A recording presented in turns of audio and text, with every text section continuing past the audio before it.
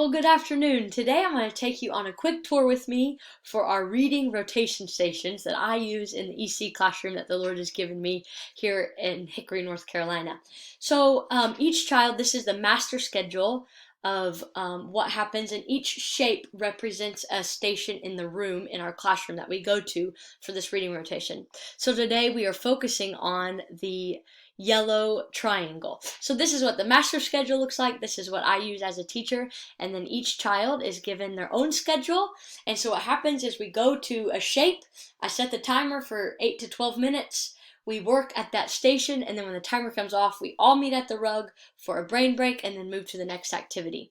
So today we're talking about the triangle during our subject of reading. So my objective is the mastery of the vowel sounds using CVC words. And so we've been working on vowel sounds. We use the SWR method. So we're working on all three sounds that the vowels make. And then for our technology time, this is where I integrate technology into the classroom. So today we will be talking and using boom cards. Now I had heard about boom cards for a long time, but when I was in Reg Ed, I didn't have a device, so it wasn't very practical for me to use with my students at school. I know I can sign them and use them at home, but now I get to use it inside the classroom. So I'm just going to show you from the teacher side what we do here, and then we will discuss it further on. So I'm just going to select one of my students' names. I'm going to go to Assign. And here's the list of all of the boom cards that I have downloaded either from Teachers Pay Teachers or online, or there's lots of different places you can find these boom cards. And so this will be assigned to a personal device, and during that triangle, the student will open up the boom cards, and this will be his assignment.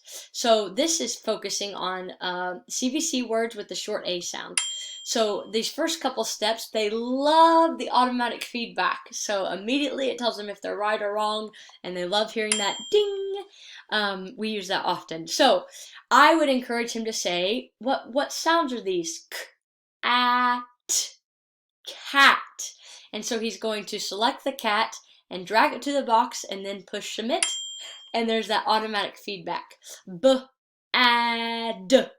But let's say if he read it incorrectly and read it as b-a-t. We're going to see how it works here. And it's marked incorrect. So we see that it's automatic feedback. And as I'm teaching, now keep in mind, the child is doing this on their own. I am not walking with them through each step because I'm at a different rotation working with another child. But it is, the volume is loud enough to where I can hear. And if I hear multiple whoops, whoops, consecutive, I know there's some misunderstanding. And also there's a summary at the end that I can see how they did, which helps me with my IEP goals and collecting my data. So b-a-d, bad. So maybe this would just explain, look, this is good, this is bad, bad. So maybe it's just a misunderstanding of the picture.